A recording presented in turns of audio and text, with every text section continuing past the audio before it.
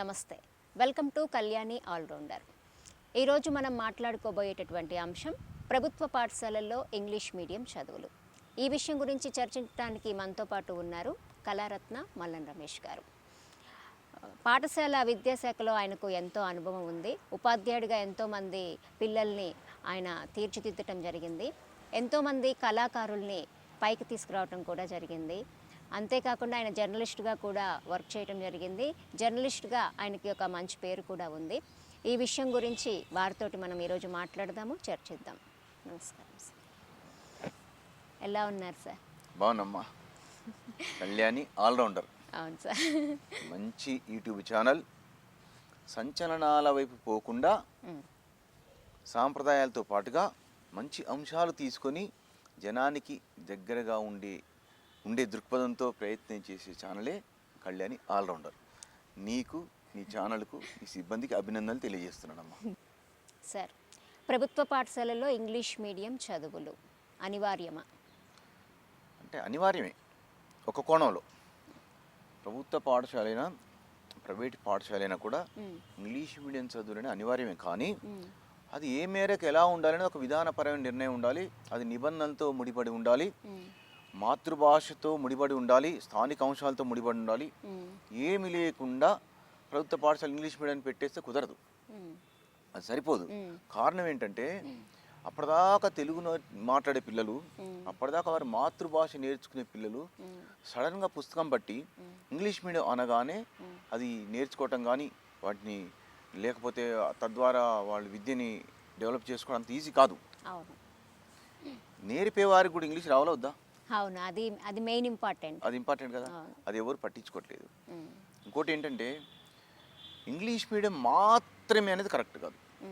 ఇక్కడ English medium చదువులు అవసరమా కాదా, ఇంగ్లీష్ మీడియం మాత్రమే అవసరమా, తెలుగు మీడియం తీసేయాలా, ఈ అన్ని అంశాలు పరిగణలోకి రావాలి. ఇప్పుడు ఇంగ్లీష్ మీడియం అవసరమే, కానీ ఇంగ్లీష్ మీడియం అవసరం అని చెప్పేసి తెలుగుని జీరో చేయొద్దు కదా, కొన్ని మాతృభాషను జీరో చేయకూడదు కదా. అలా జరుగుతుంది కాబట్టి పెద్ద చర్చ. అదే నేపథ్యంలో మన చర్చ. అందుకోసం ఏంటంటే ఇప్పుడు భారతదేశంలో అనేక రాష్ట్రాలలో ఇంగ్లీష్ మీడియం విద్యను ప్రవేశపెట్టారు గవర్నమెంట్ స్కూల్. మీకు తెలుసా అమ్మా, చాలామంది ప్రైవేట్ స్కూల్కు మొగ్గు చూపుతున్నారు.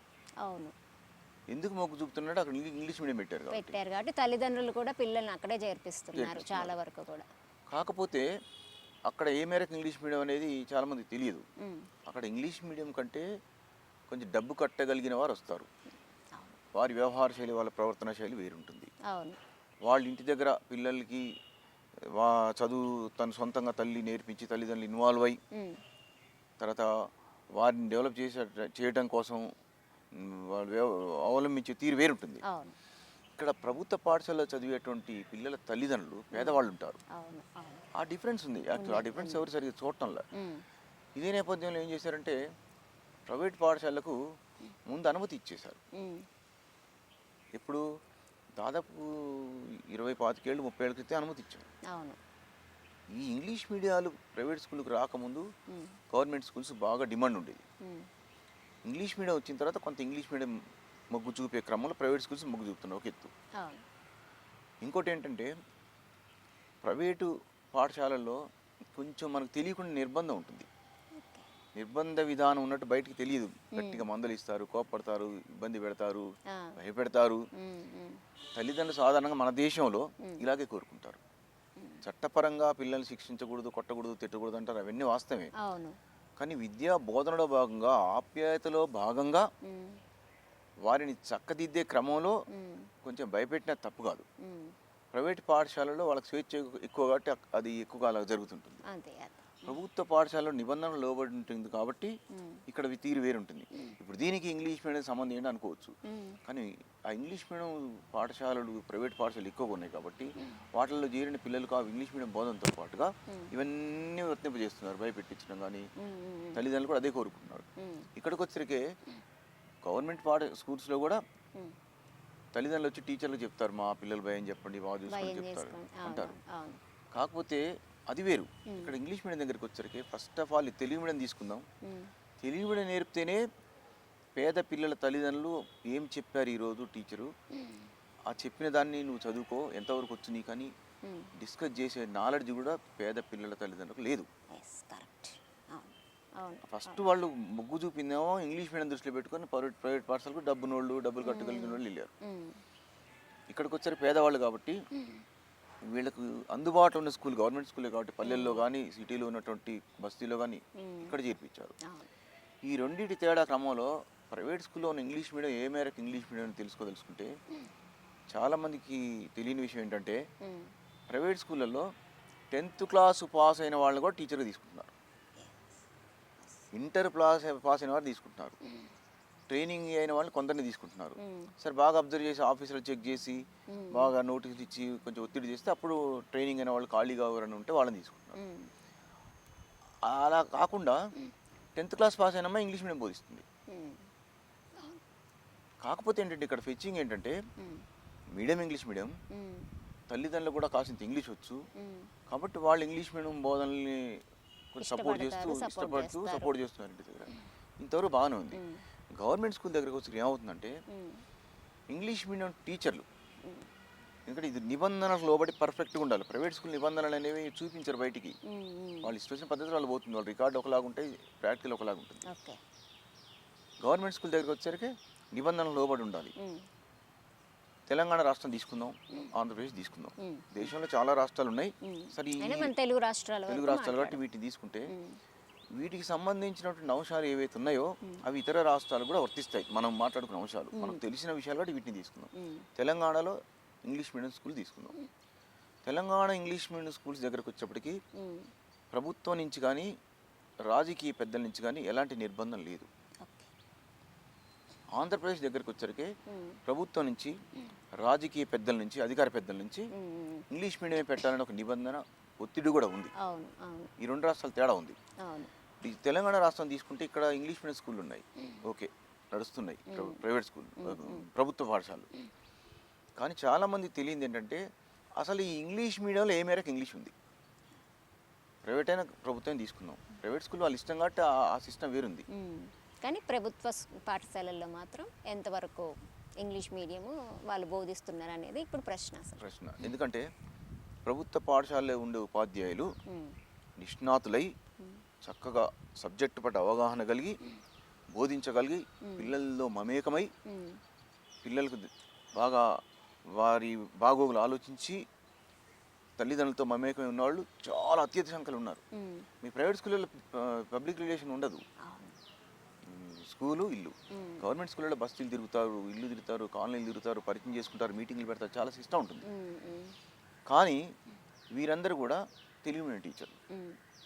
తెలుగు మీడియం టీచర్లు ఇంగ్లీష్ బోధిస్తున్నారు. తెలుగు మీడియం టీచర్లు ఇంగ్లీష్ ఎలా బోధిస్తారమ్మా?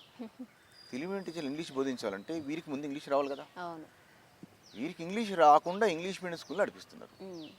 దానికి ఏం చెప్తున్నారు?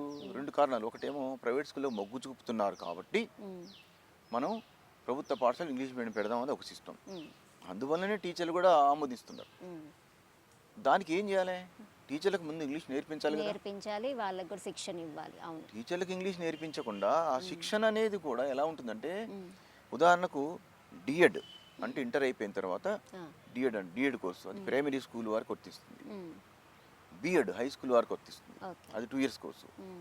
డిఎడ్ అయినా బిఎడ్ అయినా సరే ఆ ట్రైనింగ్ ఉండాలి. అదే ట్రైనింగ్ ఉండాలి. ఇంగ్లీష్ మీడియం బోధించాలనుకుంటే ఆ 2 సంవత్సరాల కోర్సుని ఇంగ్లీష్ మీడియంలో టీచర్లకు చెప్పి ఉండాలి.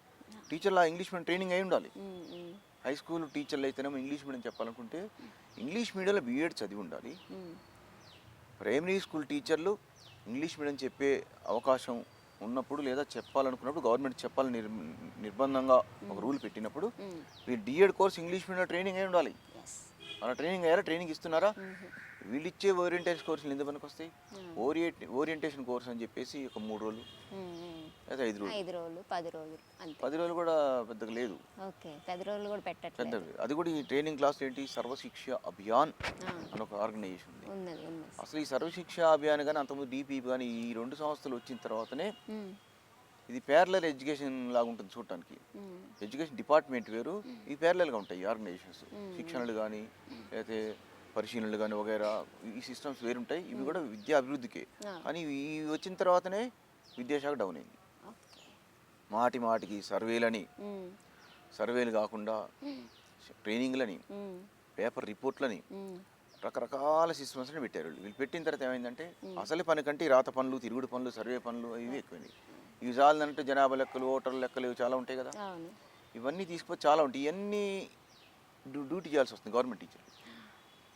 ప్రైవేట్ టీచర్లకి బాధ ఉండదు. అవును. అవును.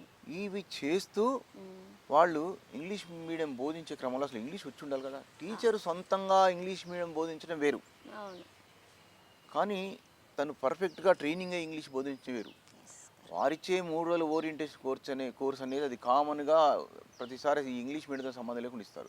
పోనీ ఎక్కువ రోజులైనా స్పెషల్గా ఓరియంటేషన్ కోర్సులు పెట్టి ట్రైనింగ్ ఇస్తే అది కొంచెం కాస్త ఇంగ్లీష్ వస్తుంది అనుకుందాం. కానీ అది అసాధ్యం అనుకోవటం వరకే మనం. ఆంధ్రప్రదేశ్ ఏం చేశారు, అసలు తెలుగు మీడియం మొత్తం రద్దు చేసి ఇంగ్లీష్ మీడియమే పెట్టాలన్నారు. అదేం చేస్తారు, ఇంగ్లీష్ మీడియం పెడతారు. పెట్టిన తర్వాత ఆ పిల్లలకి సరిగ్గా అర్థం. ఎందుకంటే ఇంటికి వెళ్ళిన తర్వాత నా తల్లి తెలుగు మాట్లాడుతుంది, తండ్రి తెలుగు మాట్లాడతాడు, పక్కింటి వాళ్ళు తెలుగు మాట్లాడతారు, తాతయ్యలు, మామయ్యలు, అమ్మమ్మలు, బాబాయిలు, అన్నయ్యలు, తమ్ములు అందరూ తెలుగు మాట్లాడతారు.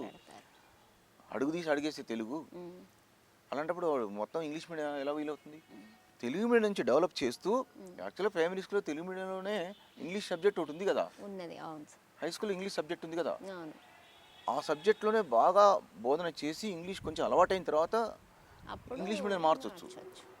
ఏం చెయ్యి, ఇంగ్లీష్ మీడియం మార్చినా, ఇంగ్లీష్ మీడియం ప్రవేశపెట్టినా కూడా ఇంగ్లీష్ టీచర్లు, ఇంగ్లీష్ వచ్చిన టీచర్లు, ఇంగ్లీష్లో ట్రైనింగ్ అయిన టీచర్లు ఉండాలి. అసలు అది పక్కకు నెడుతున్నారు.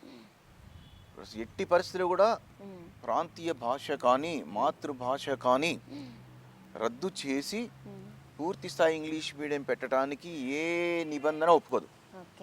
దానికి సుప్రీంకోర్టు దాకా కొందరు పోవాల్సి వచ్చింది. మరి రాజకీయ పెద్దలకి ఈ మాత్రం ఆలోచన ఎందుకు ఉండదో తెలియదు.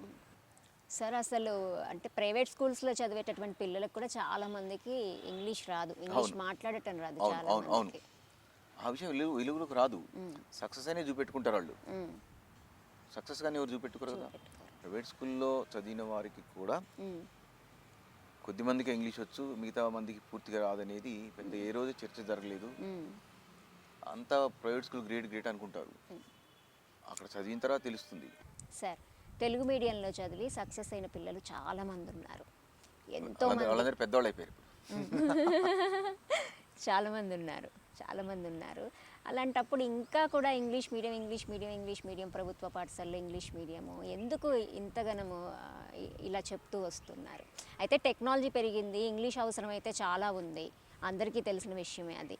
తెలుగు మీడియంలో చదివిన వాళ్ళు కూడా ఆ తర్వాత ఇంగ్లీష్ నేర్చుకొని బాగా సక్సెస్ అయినటువంటి వాళ్ళు ఉన్నారు. అలాంటప్పుడు మన మాతృభాషలోనే చదువుకొని ఆ తర్వాత ఇంగ్లీష్ నేర్చుకొని సక్సెస్ అవ్వచ్చు కదా. తెలుగు మీడియం నేర్చుకొని తద్వారా పైకొచ్చిన వాళ్ళు గత 70 సంవత్సరాలుగా చాలామంది ఉన్నారు. శాస్త్రవేత్తలు, ఇంజనీర్లు, డాక్టర్లు, లాయర్లు, ఉద్యోగస్తులు, ఆఫీసర్లు వగైరా. తెలుగు మీడియం నేర్చుకొని తర్వాత ఐఏఎస్ అయిన వాళ్ళు ఉన్నారు. అంటే ఈ ఇంగ్లీష్ మీడియం అనేది ఎప్పుడంటే ఎగ్జామ్స్, కాంపిటేటివ్ ఎగ్జామ్స్కో, లేదా విదేశాలకు వెళ్ళటానికో, టెక్నికల్ కోర్సులకో, పీజీ కోర్సులకో ఆ రేంజ్లో పనికొస్తాయి అప్పట్లో. ఇప్పుడు కూడా అవే. కానీ ఇప్పుడు ఏంటంటే మొదటి నుంచి ఇంగ్లీష్ మీడియం పెడుతున్నారు కాబట్టి కనెక్ట్ అవుతున్నాయి. అప్పుడు తెలుగు మీడియం నేర్చుకొని డెవలప్ అయిన తర్వాత వాళ్ళ మేధాశక్తి పెరిగాక, వాళ్ళ విజ్ఞానం పెరిగిన తర్వాత ఇంగ్లీష్ మీడియంకి వెళ్ళిపోతే ఈజీగా అలవాటు అయ్యి వచ్చేది. ఎందుకంటే అప్పటిదాకా కొంచెం తెలుగు మీడియం నేర్చుకున్నారు, ఇంగ్లీష్ మీడియం నేర్చుకున్నారు కదా. ఇప్పుడు ఒక రకంగా ఇంగ్లీష్ మీడియం నిర్బంధమే. ప్రభుత్వ పాఠశాలల్లో ఇంగ్లీష్ మీడియం వద్దనేది కాదు, కానీ ఇంగ్లీష్ మీడియం అనివార్యం, ఇంగ్లీష్ మీడియం మాత్రమే అనివార్యం అనేదానికి నేను కానీ చాలామంది తల్లిదండ్రులు కానీ వ్యతిరేకం. Subscribe Kalyani All-Rounder channel. Please subscribe Kalyani All